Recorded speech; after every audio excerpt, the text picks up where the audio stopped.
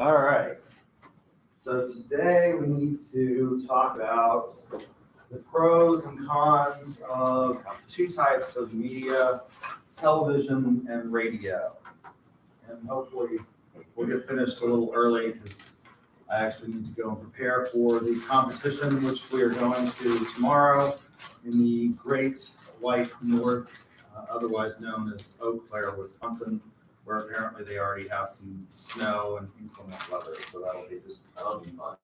Shipper good time. I'm just so looking forward to that. But anyway, I do want to bring up, it just got a lot easier. I told you all, I'm one of these people that even though this has totally changed and it's now much easier for you to replace a grade as a result of the changes that have been made, I am a man of my word. I believe that you say what you mean what you say, and you do what you say you're going to do. I mean, I honestly believe that. So I told you that if you participated in our internal sales competition, that you could replace one exam grade by participating.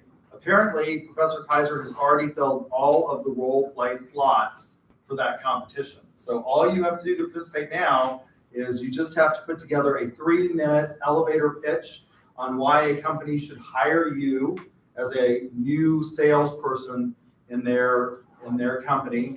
Put together a 1-page resume of your skills and your qualifications, and you'll be competing in the speed selling competition.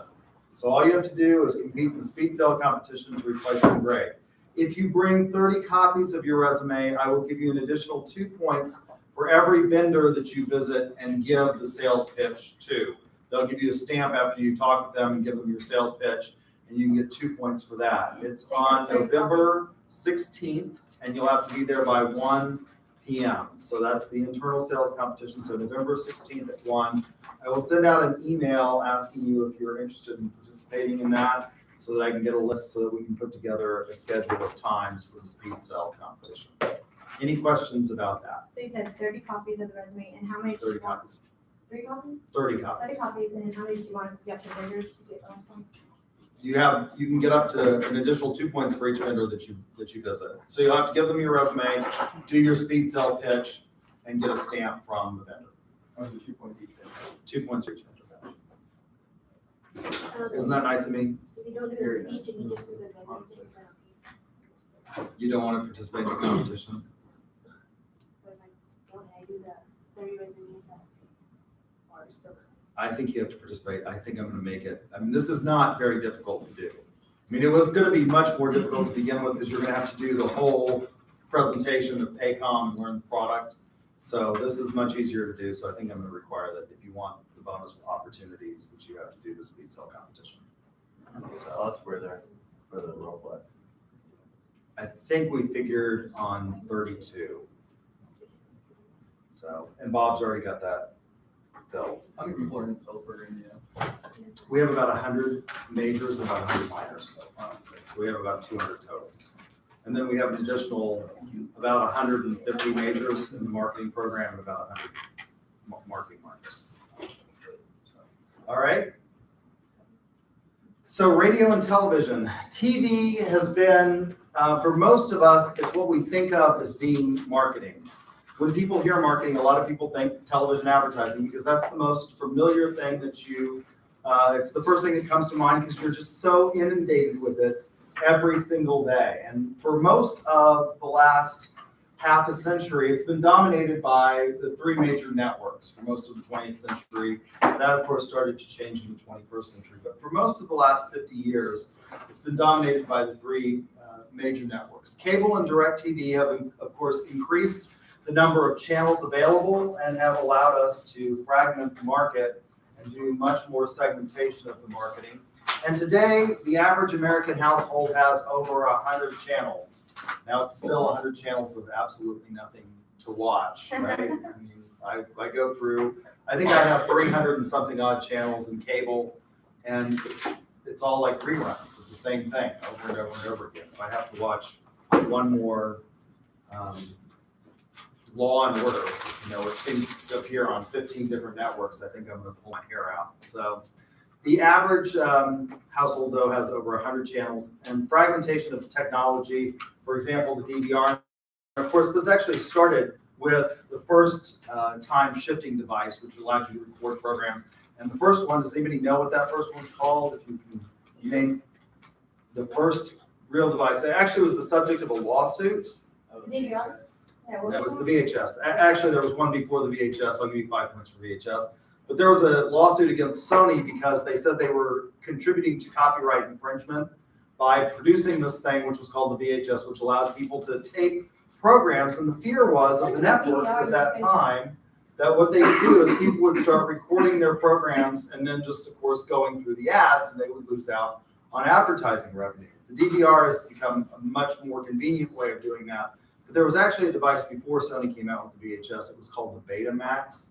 And my family actually had a Betamax machine. It came out prior to that. And everybody thought Beta was going to be the big thing. And then they had a patent on it. And of course, Sony came out with a slightly different version. The cassette was different and it got around the patents. And so Betamax died.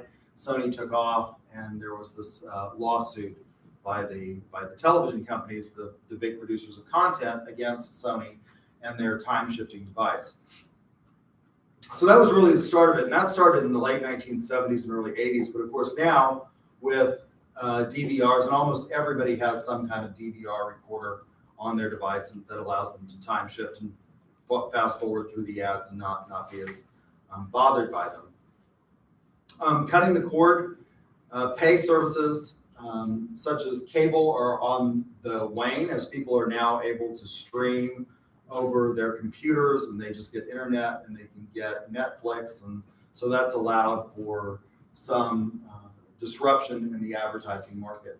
And by 2020, it's estimated that 23%, or almost 1/4 of the households in the United States, will have cut the cord and will no longer be getting their content through cable or through direct TV or something like that. They'll be getting the content that they want, probably directly over the internet on their devices. How many of you do that? How many of you have Netflix or Hulu or any of these others that allow you to basically skip the ads? Of course, a lot of those now, the profit margin in those has come from the fact that if you don't pay for the subscription service, you have to watch a certain number of the ads. They won't let you just fast forward for it. Yeah, but you can pay for Hulu, and it's not that much. But the thing about it is that that's become so fractured. It was that you just had Netflix, and then there was Hulu. Now you have all of these others that are competing for it. So how many subscriptions do you want? And pretty soon, if you get all of them, you're back up to the price of your cable bill. So, yeah, you can do that. You get various people to sign up and then share accounts, I guess. Networks will have to become more creative in their experience for viewers and advertisers alike if they want to compete in this market. One of the ways they're becoming more creative is, of course, by offering their own content and offering it to you freely, if you will, of course, watch the stupid ads that they put. So if you watch, for example, a lot of the programs on NBC or CBS, they'll allow you to stream it after the broadcast for free in many instances, but of course you have to watch the ads. If you want to pay for a service, then you can skip the ads. In spite of that, all of those abilities to go through the ads, and by the way, research shows that you actually enjoy the programming more if you watch the ads. I know you're not going to believe this, but what happens is as you watch a 30-minute, for example, program, a sitcom, you begin to start to anticipate what's going to happen next in the program.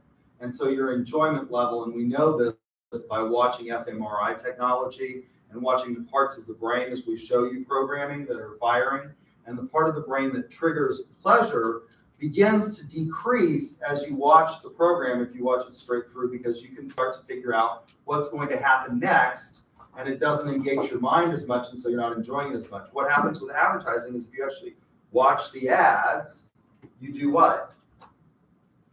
It shifts your focus away from the program, and then you have to go back to rethinking about the program after the advertising is over, and you enjoy the program actually more by watching the ads. I say that just as a shameless plug to try and get you to watch advertising, because of course you all are marketers. If you're in this class by this point, which you probably won't, you'll probably continue to go and try and skip through the ads. But in spite of that, the average American household still watches 5 hours of TV a day, and there are, of course, certain programs, particularly that are popular in the American cultural landscape, such as sporting events, where you really are forced to watch the ads, because once you know the outcome of those events, it's no longer really enjoyable to watch it. Who wants to watch a baseball game after you know who's won, for example, the World Series or the Super Bowl, of course, is the biggest one. Radio is also an integral part of American life and has been for a long time. And the average American still listens to radio about 2 or 3 hours a day, according to your text. And there's actually a discrepancy in your text where it says 3 hours in one place and 2 hours in another. So that's a problem with the authors. Would you compare radio now that's going away to podcast and radio? I think to a certain extent, but people still have an attachment to their local radio stations, particularly for listening to music. I know in baseball, that's way like their normal announcer, and when their team makes the playoffs, the normal announcer doesn't broadcast the game. This is Joe Buck. Yeah. And so I think people still have, how many of you still have a favorite radio station that you listen to on your drive-in? You do? A couple? Of course, a lot of people now have satellite radio. And you do get ads in satellite if you are listening to what my favorite programs on satellite. The reason I like satellite radio is I can listen to MSNBC News. And of course, you're getting all the ads in that because it's just part of the content. So television has been considered, as I said, the quintessential medium for advertising. It's the one that everybody thinks about. It's the most flashy. It's the most expensive. And it combines, of course, audio, visual, sound, motion, and color to allow you to create lots of moods and drama.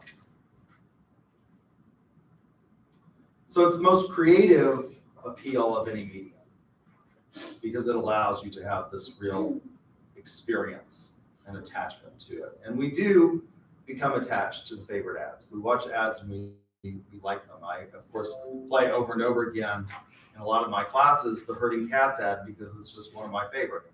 You know, I think it didn't do what it should have done for the company, but it's a really creative advertising tool. So the advantages, television has a lot of advantages in advertising. Obviously, it's the most creative because you have the interaction of sight and sound, and it's got the most creative flexibility. Many ads are basically vignettes. They're mini movies. The Herding Cats is obviously a mini movie. The Budweiser Clydesdale commercials are little movies.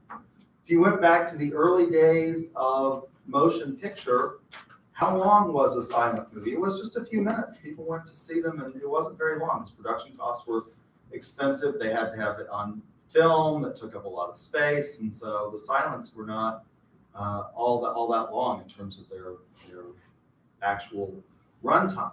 And that's kind of what a commercial is, except it's of course got music and audio and stuff like that the silent didn't have. It allows for the most lifelike representation. You get to see people actually using the product.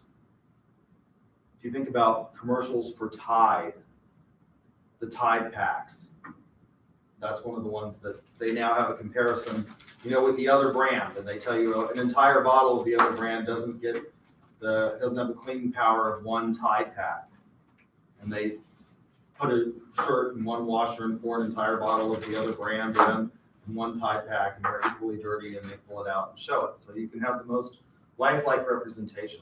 And of course, you can create drama and mood with commercials that are produced on television. And it can make, the text tells you, and I do agree with this, it can make even a dull product appear interesting. There's probably nothing more boring than dishwashing. How many of you like doing the dishes? I love to cook. And my family will tell you I use every pan in the house when I cook. And I hate doing the dishes. But Cascade has made doing the dishes actually appealing if it works as well as it says it does. Just a little bit of Cascade. A few drops of Dawn and the grease is gone. So it allows you to tell a story and create an emotional attachment to the brand. And a lot of those products that we use, if you think about really dull, boring products like toothpaste. Why do you use them? Well, because you have some emotional attachment. It's the brand that your parents use. It's what you grew up with. How many of you used the same brand that your parents bought? I used, what was the red one? Crest? Is that the red one? Forever and ever. Colgate's. Until Colgate, until I started having sensitive teeth, and then I switched. But it was the product that my parents used.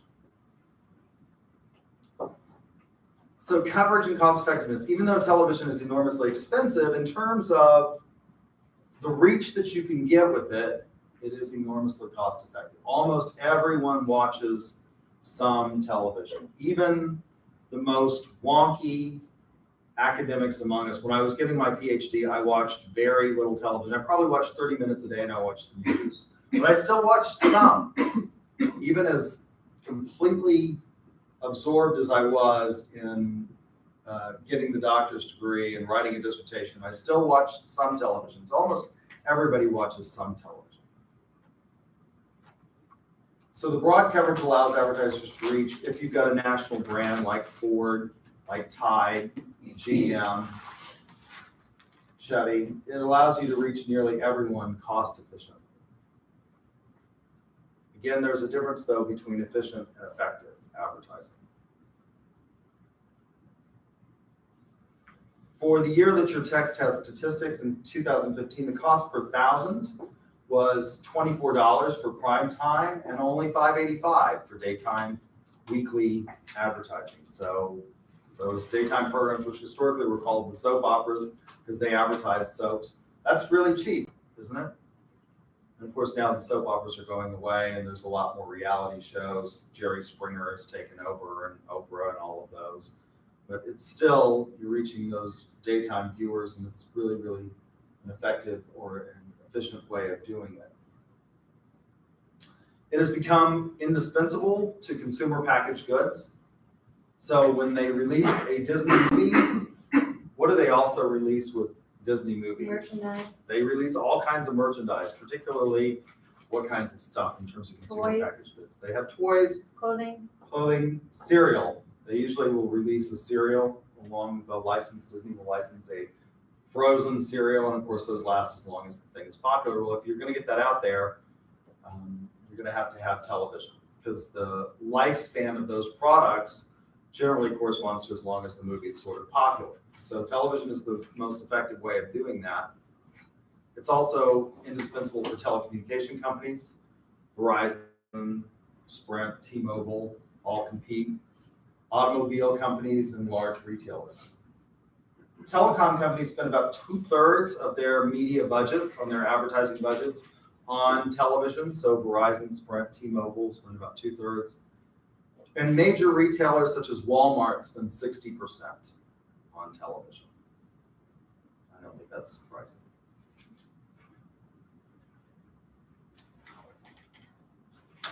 An advantage is the captivity and attention, particularly during those events where time shifting isn't available or isn't really possible. During those sporting events, you've got a captive audience and attention. Of course, that doesn't mean that they're not getting up and going to the refrigerator to grab a beer or use the bathroom during that, but you do have some ability to get some captivity.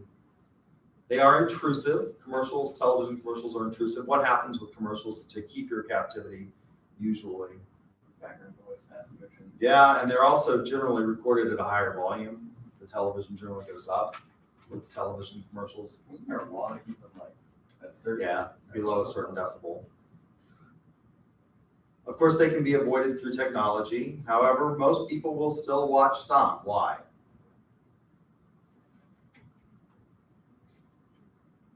Don't want to move. Don't want to move. The remote's on the other side. You just watch. You'll watch it. You're satisfied. You've got your big gulp and your potato chips, and you're comfortable on the couch, and so you'll just sit there and passively watch it. The low involvement nature of television means that because it does it for you, it does a lot of the thinking for you. It presents a situation, a problem, and it solves it relatively quickly. You may get consumers to respond simply through enough exposure and heavy repetition of the ad. You don't have to think a whole lot with television commercials, do you? Nope. Selectivity or segmentation is possible due to variations in the composition of audience. For example, Saturday morning children's programming. When I was a kid, this is not as big as it used to be because there are actual networks that are devoted to cartoons, like the Cartoon Network. But when I was a kid growing up in rural New Mexico, and we had basically the major broadcasts, NBC, ABC, and CBS, and then we had PBS, which was the UHF channel that was broadcast. Saturday morning was when you watched cartoons. Kids got up early to watch cartoons on Saturday morning. That's no longer necessarily the case because so many kids can watch the Cartoon Network or watch their favorite shows whenever they want to. But still, Saturday morning is generally devoted to children's programming or children's educational programming. And so you can segment based on that. You're gonna play those ads for children's products, the cereals and things like that during that time period. People who watch the evening news tend to be what? And a little older. They tend to be older. They tend to be, if you're watching the news, again, if you think about Maslow's hierarchy of needs, if you're watching the news, you're beyond just sort of basic human needs, right? You're probably even beyond those safety needs. You're into the social and maybe even the self-esteem and self-actualization, because people who watch the news and are interested in world events and current events generally have higher education levels, they generally have higher income levels, and so you can segment using that. And the growth of cable has, of course, allowed for further refinement. And when the History Channel first came out, it was a channel. This is no longer true. I no longer watch the History Channel because it's become full of, I don't know, I think it's highly political now. the history of witchcraft or the Salem, it used to actually have substantive content that would appeal to someone like me who was sort of wonky and enjoyed historical documentaries and things like that. But still, those types of channels appeal to different people that may not appeal to, for example, school-age children. Lifetime television appeals to a certain demographic segment of people. Spike TV, if you think about that, the new Paramount network, which I think has replaced Spike TV. So you can really refine your segmentation through the use of cable, because there are obviously different groups that are attracted to the different types of channels. The costs, the limitations of TV for most businesses like mine, even though I'm a marketer, we can't afford to really produce television commercials, although we have had some done for online streaming. If you go to Best Date Night, we have a video that was produced for us that does Best Date Nights in Oklahoma, and the Stone Line Inn was featured one year with one Best Date Night. But production costs can average $350,000 for 30 seconds, which is obviously cost prohibitive for a business like mine. However, you can get much lower and cheaper production costs, particularly if you think about the local auto dealers who do, it's basically a TV personality and showing them slashing prices of cars. But for a big national brand, it can be $350,000 for 30 seconds and up to $1 million. Obviously, for the Super Bowl, they're spending lots and lots and lots of money on those ads. The production is pretty much just like what we would have to have for a full-scale movie. And then, of course, the airtime costs are also really expensive. If you're doing a national campaign on the major networks, there is a lack of selectivity. Geography can only be controlled to a certain extent if you're advertising on the national networks. Another disadvantage or limitation of television is that it is fleeting. It leaves nothing for you to consider. Once the ad is over and you've seen it, you probably move on to the next part of the programming. Whereas if you have a magazine that you subscribe to, and how many of you still subscribe to magazines? Anybody?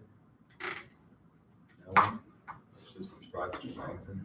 Whoever used to live in my house still subscribe to magazines, and I get their magazines for free. Traditionalists still subscribe to a lot of They magazines. still pay for it. Like, And it's they'll not have- like cheap ones. It's like L and Bizarre. Yeah. So they're like several dollars a copy. What's L? It's a So woman's it's magazine. They're kind of. It's kind of like for not young. I think L is not for the youngest, but it's not for Like older. older. It's sort of like a business professional, young professional. Yeah, that and those are, and those are not cheap, and she still pays for them, and they've been coming for like a year. Of course, there's clutter. With all medium, you'll have clutter. There are many advertisers in a single show. That will be, in Big Bang Theory. You have about, for a 30-minute show, you have, you have almost half the programming time is devoted to advertisements, 30 seconds. That's a lot of advertising going on in that time period. And then, of course, you have limited viewer attention, and your text talks about zipping and zapping. What is zipping? Zipping is when you use the DVR to just go right past the commercials. So you wait, you time shift the viewing of the program, and you just zip right through those commercials. What's zapping?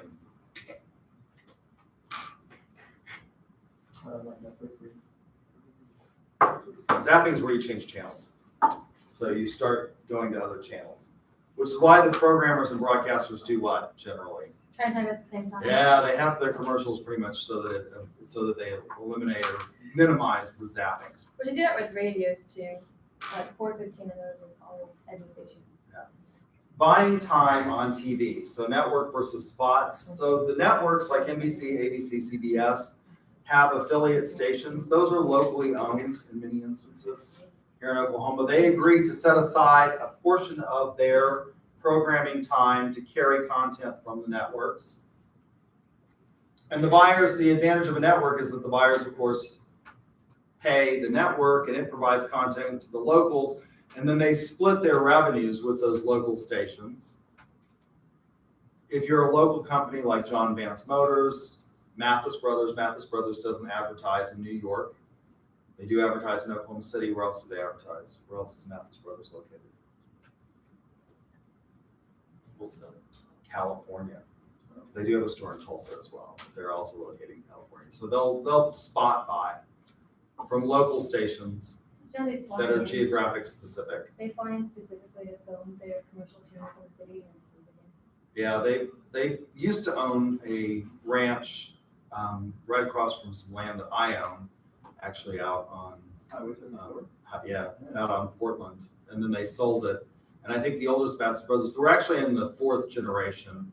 The first Mathis Brothers, which were popular when my boss here on campus, Brett Morelli, was a kid, were actually some country and western singers, and they did their ads in this country and western fringe.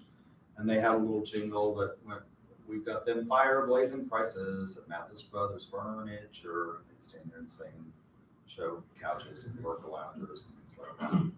Then the kids took over, and that was Larry and the other one, and then now they've got Rhett. I'm not sure why people name their children after crackers or food, but They got, I would assume it, well, one of them has a son.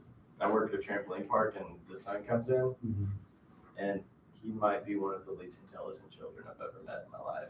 Oh, some of them are. Yeah, because I went to high school with all of them. so Rhett is the brains of the operation. Is that what you're telling me? No, like Whenever somebody said, he was like, whenever I "Billy, worked- what do you want to do when you grow up?" And he goes, "I'm running the family business." And I didn't know his last name was Mathis. And somebody told me, and I was like, "You have to be kidding me. Oh my God. Must be nice." Well, I used to work at a bank, and one of them, they're the younger ones out of the siblings, and he had recently proposed to his girlfriend.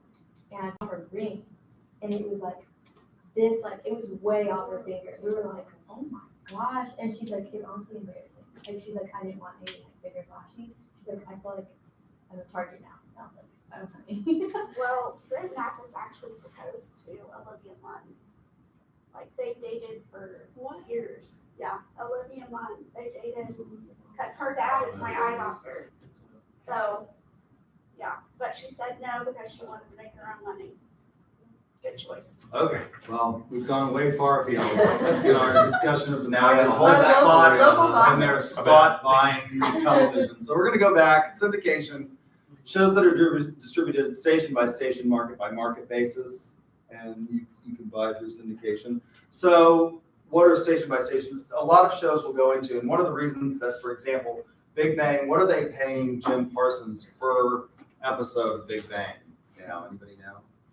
Millions. It's millions. And if you figure it out, what they pay the entire cast, they cannot be making in my opinion, they can't be making that much off of the actual first run of the show. And so what are they relying on as a way of making up the money? It's Well, they put it right. into syndication, and then it's broadcast on TBS over and over and over again, and a number of other stations that carry the Big Bang. And so those are station by station, market by market. You can advertise that way.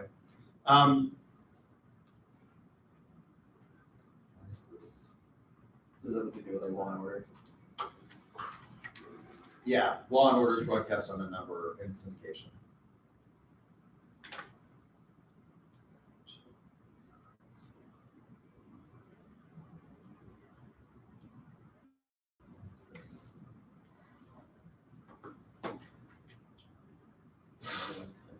Selecting time periods and programs. TV is divided into daytime parts, for example, early morning, and of course there are different people that listen. What are generally the early morning shows like Good Morning America, Morning Joe, those kinds of people that are listening to those kinds, would you guess, as a demographic segment? Stay-at-home moms. I think people who listen to things like Morning Joe and the really early morning shows, those are generally people that are getting up, they're getting dressed, they're going to work. Young professionals. Then if you get to sort of the early daytime period, then you're getting a lot of the stay-at-home parents. Then it's early fringe, early news, prime time, etc.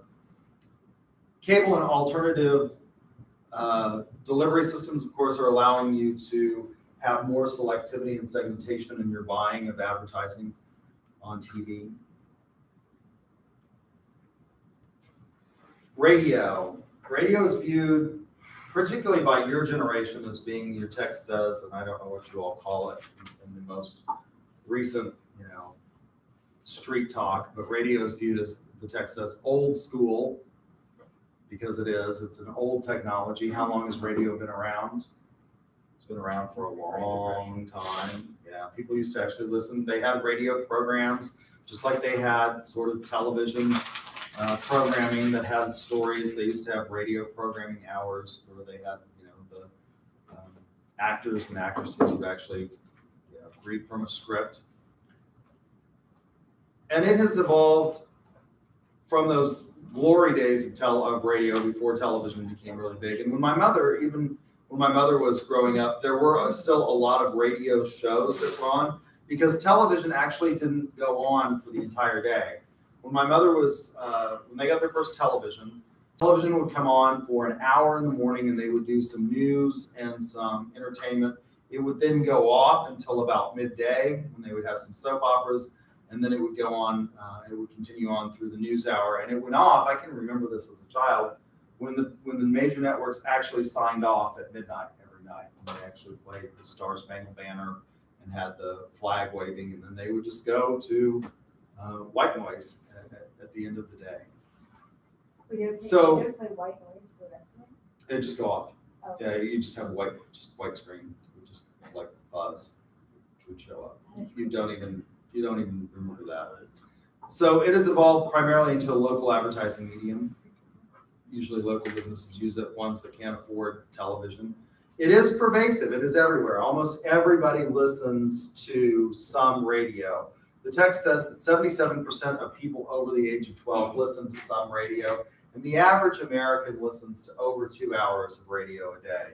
And that's, of course, if you're commuting in places like Los Angeles and New York, where you have long commute times, it may be actually more that you listen to it for a day. Whereas in Oklahoma, my commute time is about 25 minutes to UCO. So I'm obviously listening to less, but most people still spend about 2 hours a day listening to it. And online radio listening has doubled and allowed people to listen to their favorite stations. And this has become a big thing as people have gone off into, for example, Afghanistan and Iraq during those wars. They would actually soldiers would log on and listen to their favorite radio stations from back home, which has added some value to it and kept it alive. And people generally do have their sort of favorite radio station, depending on the kind of music that you listen to. And there's a wide variety of radio stations in almost every market. The advantages of radio are that it's enormously cost efficient. The cost to produce a radio ad is really, really cheap. And a full minute of radio time may only cost $5,000, depending on the market. So the cost per 1,000 to reach is about $3 to $4 on average. So the low cost allows you to have more frequency and a greater reach, because you can afford to produce a whole lot more of your ads than you can if you're doing television ads. Research on radio shows that it is more personally relevant to a lot of consumers. Why is that? What is it that we listen to the radio for primarily? Music. And music is one of the things that what? Has an enormous amount of emotion attached for most people. Music choices are enormously emotional. And so it's really, really relevant to most people. Listeners are often emotionally connected to a station. They like the personalities, for example, as you're driving to work in the morning, of Jack and Ron, who have been on the radio here in Oklahoma City for something like 35 years. Until, well, they're not anymore. Have they gone on? Really? Well, because 96.9, they didn't renew their contract and they've been out for about 8 months. I didn't realize that. Yeah. I didn't listen to Jack. Jack and Ron were the ones that actually annoyed the hell out of me, so I wouldn't listen to them. But I do know that I have a friend, Tracy Thomas, who worked at the same radio station that they did for a long time, and their contract was huge, and they had been on the they were the most widely known local radio personalities at one point in time. They were parking spots at Louis. Yes, they did. Yep.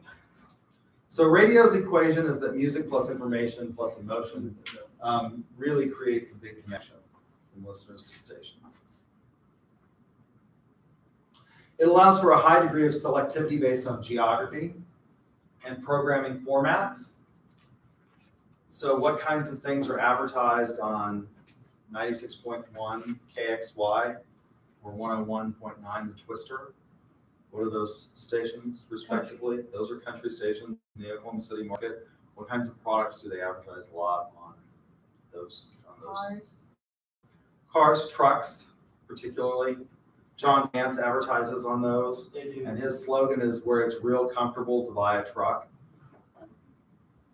I don't know what that means. They also advertise farm equipment. They advertise farm equipment. They advertise Teeners advertises on 96.1 and 101.9. All the bars downtown. The bars, Oh, yeah. Cowboys. Yeah.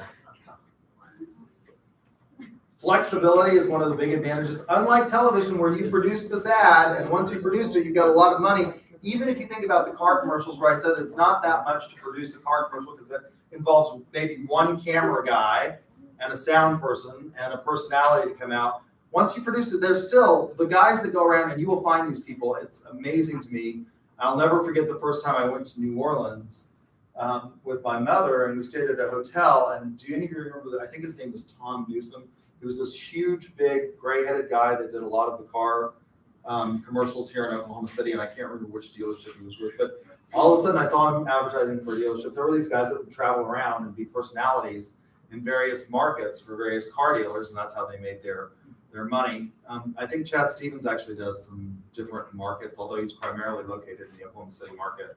And so you've still got some cost associated with that. Whereas with radio, you can change your message almost up to the airtime if you decide that you want to run a special and reach, try and really target. So you can change the message really quickly because it's basically just copy. And a lot of the radio personalities like Jack and Ron, Tracy Thomas, all would do, like they would be on the air for 4 hours, and then for the rest of the time they would be doing spot ads and copy for various advertisers. And you can change those pretty quickly. One of the nice things about radio as opposed to television, where you don't really have to think about television because it combines sight, sound, emotion, drama, and all of those things into one medium.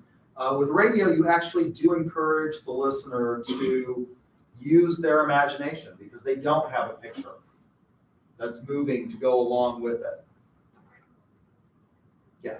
So every now and then you hear on the radio that they're like, this hour is sponsored by, whatever company. What kind of ad, like, what is that exactly? I mean, is it a true sponsorship? Or? That is a true sponsorship. They used to be much more popular, particularly with various shows where the advertiser would sponsor the entire show and their ad would run throughout the entire show. So they would talk about one of the ones that I remember years and years ago, which is a product that's no longer, it was a hot cereal product, kind of like cream of wheat, called Mapo. And Mapo sponsored one of the radio hour shows. That was still, when I was a kid, we still had radio hour shows. They actually did sponsor the whole thing. I think the CBS Marine News is sponsored by Toyota. Almost every episode is, and so most of their ads. That's our Toyota. Yeah. Radio can reinforce television through image transfer, particularly if they do what with the radio ad? They use the same audio that they use in the television ad. It can reinforce the TV. And so the opportunities to use radio in conjunction with an integrated marketing communication program are really great because it easily combines with other media opportunities that you have and reinforces those. The disadvantages of radio. You have the absence of visual, so there are creative limitations. There's only so much drama you can create in an audio. Absence of the visual. Like television, it has a fleeting message. So once the radio spot is over, once the television or once the radio program is gone, Tracy Thomas, hers was, I think, called Tracy's Kitchen in the morning.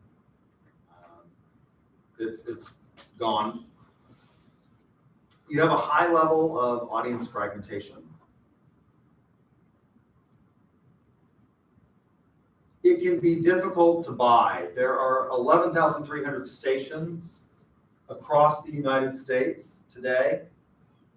And so it can be difficult to buy if you want to do a national program and reach all of those stations. A lot of those are independents, and so you'll have to negotiate with them. There is more limited research data on radio. And you have limited listener attention. What are most people doing when they listen, almost 2 hours a day when they're listening to the radio? What are most people doing? They're driving to work, which means that they're doing what? Their mind is engaged in all kinds of other things besides just the radio. It's just providing background noise. Maybe they like the song that comes on, but they're not really actively engaged in it the way you are with television, where you actually sit and actually think about it and watch it. You're listening to it usually on the ride home. A lot of people, of course, will listen to radio in their offices. A lot of workplaces will play radio stations. And so you'll get it, but what are you doing at work? Well, you're on your computer, you're working away, and so you may not be thinking about it. This does present an advantage, and one of the things that I teach is political marketing, because I've run a lot of political campaigns in my life, and so that's one of the areas that I'm interested in. And the research in that area suggests that radio is actually the best medium in political advertising for going negative. Why do you think that would be? You can associate with face.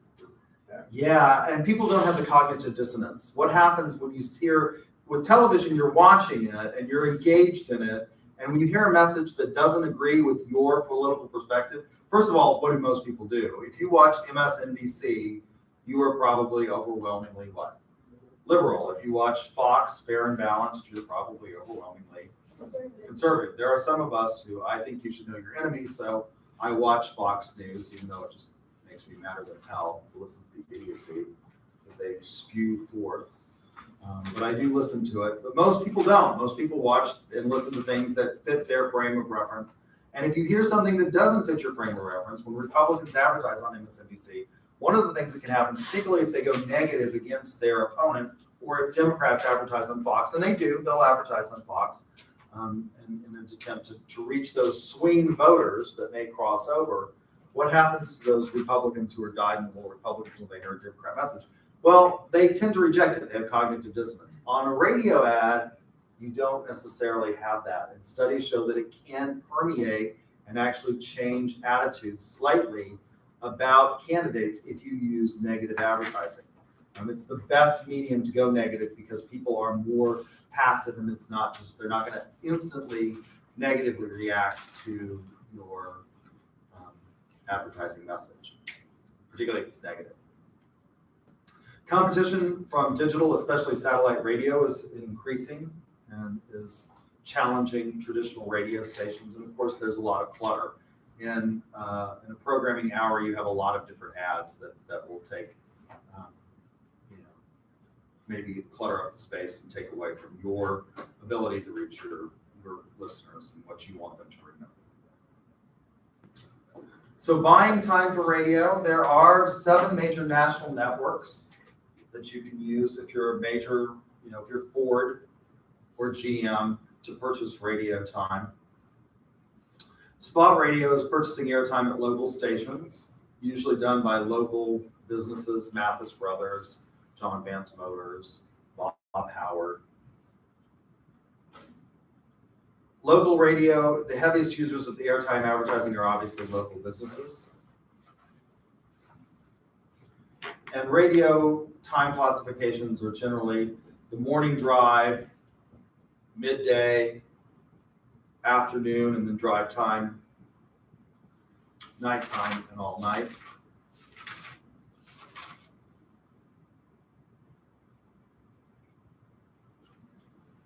Most stations can't afford, so audience information, most stations can't afford detailed audience measures, so you sort of have to figure out, you have to make educated guesses. In many instances, particularly if you're a local advertiser, if you're Mathis Brothers or John Vance, about who you're most likely to advertise to. Why is it the John Vance? Because they rely heavily. I think the biggest part of his market is, of course, the pickup truck market. John Vance is located in Guthrie. It's a rural area. Why is it that he advertises on the country stations more heavily than, say, NPR, the NPR station? There are people who do sort of sponsor stuff, and that's the way they advertise on NPR. Well, those people are not likely to buy a pickup truck. The people who listen to NPR are probably more likely to buy a what? Briefs. Yeah. So, but there isn't as much detailed audience measurement. There are some. Nielsen Audio does analysis of about 300 radio markets, and they do 2 to 4 ratings per year of those markets and provide some analysis of that. Any questions about TV and radio? Well, that's it for the day. So if you feel cheated, you let me know when we get back from fall break, and we'll stay late on Tuesday and Thursday next week. Yeah.